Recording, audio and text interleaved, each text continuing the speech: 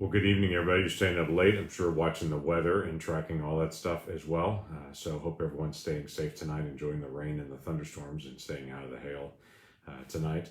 I watched the speech tonight from President Biden and Senator Tim Scott's response, and I got a chance to watch that on TV since there was a limitation of only 200 people in the House chamber, a room that's literally built for 1,600.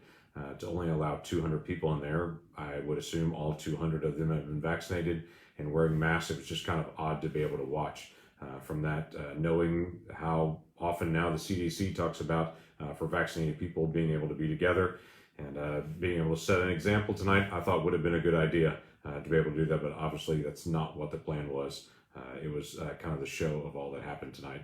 President Biden stepped up. It was not like his speech that he gave, this unity speech about 100 days ago when he first came for his inauguration. This was more of a demonstration of, if you want to know what the beginning of socialism looks like, this is what it looks like. It is raise taxes on this group of people, give the money to this group of people, and there will be a government program for every single thing in all of life. His focus tonight was every problem that we have, government is the solution, and we just need more government there to be able to do it. So we need more government in our schools. We need more government in our healthcare. We need more government in our workplace. We need more government on each item. And in fact, he even said there are things that only government can do, which is true. Building highways and all that such, that has been a government project. I understand the infrastructure side, but he seemed to be just a focus on, if we just had more money and if we just had more government, then we could do a lot more things. It's interesting to be able to set that side by side. It just wasn't that many years ago. The conversation was, let's get back to allowing the private sector and families and to be able to lead the nation with what we're doing in communities. And this was very much of a, whether it's voting or whether it is policing or whether it is every issue, it needs to come to Washington, D.C. And in Washington, D.C., we know best, and we're going to send that back out to everybody. I just don't think the vast majority of Oklahomans agree with that. I think the vast majority of Oklahomans are like, okay, we get up every day, we go to work. It doesn't take government oversight to be able to do that.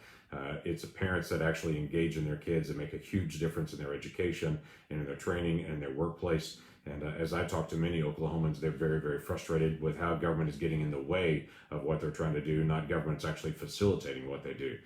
Now, in the middle of all that, President Biden at the very beginning actually started with basically taking credit for all the vaccinations that are happening around the country. And for the last 100 days, obviously, he's been the president and helped handling the logistics of that. But it's interesting, he completely left out that the vaccines were developed over the past year with great science, with Operation Warp Speed, with that program, with a partnership with the private sector and the government being able to work together. It wasn't a government solution. It was the private sector actually working to be able to do the science and the research. It was government facilitating how they get that distributed and how we deal with the cost on it. That partnership together is what actually got this vaccine ready and got it started on the distribution. All of the needles, all of the alcohol swabs, all of those things had already been ordered and purchased and put in place. All the vaccines had already been ordered and put in place. And now it's just the distribution to be able to get shots in arms. And that's really what accelerated the economy. President Biden talked about how the economy has taken off and we have 1 million jobs that are out there. It's great, but it's really probably just people returning back to work on it, which we all expected as shots were getting into arms. And that begins to take off. So I've been vaccinated. My family's been vaccinated. I encourage people to be vaccinated and go through that process. Again, it's optional for people. It shouldn't be mandated for individuals if they don't choose to do that. But that's made the greatest difference in our economy right now. And quite frankly, some of the proposals that were in that quote-unquote COVID bill that was 2 months ago have actually slowed our economy down with the rapid increase for unemployment assistance and all the different cash benefits that went out. I've talked to lots of people around the state that are really ticked off because the person that used to work next to them is at home getting unemployment now. They're still working, but the person next to them is at home just getting unemployment benefits, and they're pretty frustrated by it all. And so that he did not bring up the issue about unemployment issues at all. He just kind of conveniently left that part out. So that was a big deal as we go through all that. There was a lot of talk about just the size of government and the complexity of government and how much government could do on every single area. The interesting thing is he talked about climate change in government and what government could do. And he said, for climate change, I think jobs, jobs, jobs. And I thought, okay, in Oklahoma, I don't see a lot of people that think jobs, jobs, jobs for climate change. Obviously, we have jobs in solar power and in wind, and those are significant, but they're part of what we're doing in the energy sector. I know people that have lost their job because President Biden has come in place. There are people that are Oklahomans that lost their jobs based on pipeline jobs, other proposals. Obviously, there's a pause on all federal lands and leasing right now. Those are folks all over the country that have lost their jobs. And so those are a lot of really good paying jobs. And so when I hear those words, obviously we want to do energy as clean as we can possibly do it. But I don't think jobs, except for I think of people that I know that have lost jobs in the process. And that's a big issue. He talked about honoring children, which is a good thing, by the way, and continuing to be able to strengthen children. But what's interesting for me to be able to track is what he left out here. President Biden has been the most pro-abortion president in the history of the United States. He's done more abortion promoting actions as president than any other president has done, certainly not in his first 100 days.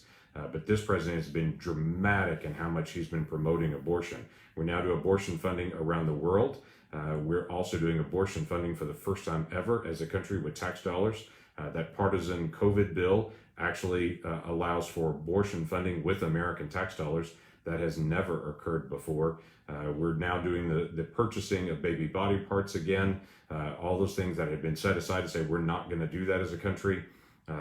Those are all back, along with a lot of other things that are out there that are very, very pro-abortion and increasing the number of abortions in America. I found that interesting that he talked about children. I assume that means children after they're born, because before they're born, he's left that out. He did talk about Second Amendment issues, only in the ways that, as he would talk about it, in ways to be able to limit the number of guns and to be able to try to remove certain types of guns. He talked about ghost guns, which sound very scary. If you call something a ghost gun, except a ghost gun is also not legal for someone to have. If you're not allowed to own a firearm, it's illegal. You've committed a felony, whatever it may be, that you're not allowed to own a firearm. You're also not allowed to own a ghost gun. He made it kind of sound like this is a secret kind of gun over there that people that cannot legally own a firearm can't own. That's not true. It's still illegal for them to be able to own it as well. But he's been pretty aggressive about if it's an AR, if it's a high capacity magazine, if it's a quote unquote ghost gun. He just kept going on to say all these things we're going to try to find a way to be able to take away from folks and to not allow in America. And again, it's just a different type of gun. He didn't even try to connect the two to be able to say, if we do this, then all this gun violence goes away on it. Again, that's a big family issue that we need to resolve in the future. He did talk a little bit about immigration, and he said he wanted to be able to do this immigration bill that he had sent the first week to Congress.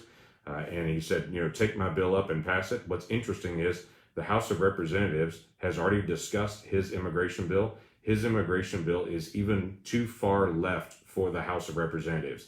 Even Nancy Pelosi and all the progressives in the House will not take up his immigration bill because it's even left of them. So that bill, thankfully, is not coming up. We do want him to be able to deal with border security. He talked about legalizing every single person that's here, not legal in the country right now. He talked about giving citizenship to all these different millions of people. He went through all those proposals that he wanted to do, but he didn't talk at all about the wall that literally has gaps in it, that he has left gaps in it, that all the construction that's in the southern border that has completely stopped.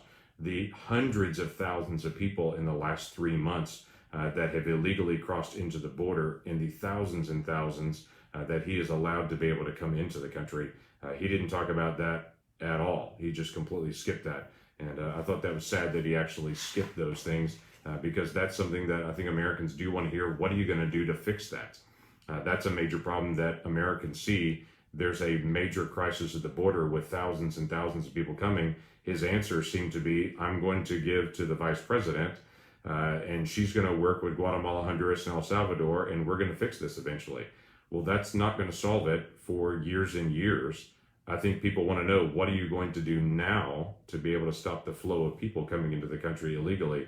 And it was just basically long-term look. I'm going to deal with this at some point as we try to deal with Guatemala, Honduras, and El Salvador and some issues that are there, ignoring the fact, and it is a fact, I've been down at the border multiple times this year already, that over 100 countries represented have crossed our border illegally just this year. So it's not just people coming from the Northern Triangle. Literally, people are crossing our border illegally from everywhere, every corner of the globe. They know that we're open as a border right now, and they're just flowing through right in the middle of it. So that's a problem I think a lot of people want to get an answer to, didn't get an answer to tonight. I like his rhetoric to be able to say, let's find a way to be able to work together, but I like Tim Scott's statements a whole lot better. When Tim Scott kept saying, let's get common sense for common ground in the Republican response. If you missed the Republican response, I really encourage you to listen to what Tim Scott laid out tonight. He did a phenomenal job just casting a vision and saying, here's the problem. We really don't believe government solves everything. We really do believe there's a role for government, but government's not the one that solves everything. And then he kind of walked through both his own family story and multiple other family stories, paying special attention to single moms, that he grew up with a single mom. I also grew up with a single mom.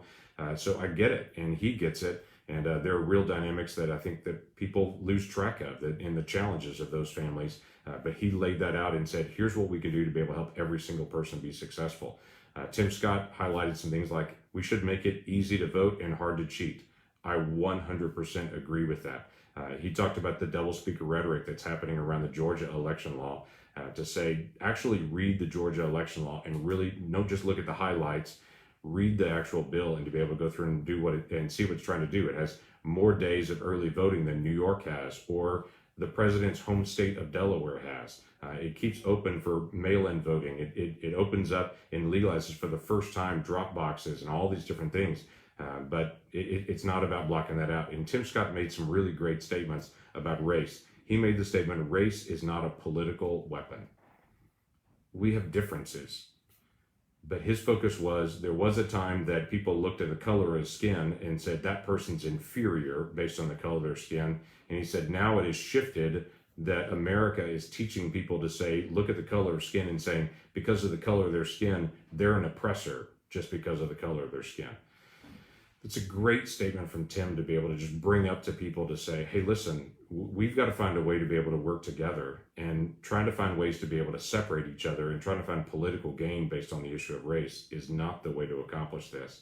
And he made the comment, he said, we need to make sure that this is not about Washington dreams or socialist schemes, but we're actually finding a way to be able to work together and to actually redeem what is broken in America. And we can do that. I happened to work with Tim Scott on this police reform bill that he brought last year. I can tell you, I know how hard he worked last year. I know how hard he's working this year on that bill. I've been very engaged with that conversation as well. And I know this is a big issue for him personally. But I also know what Democrats did last year to be able to block that bill and to say they wanted to keep the issue, not actually solve the problem. I saw it firsthand.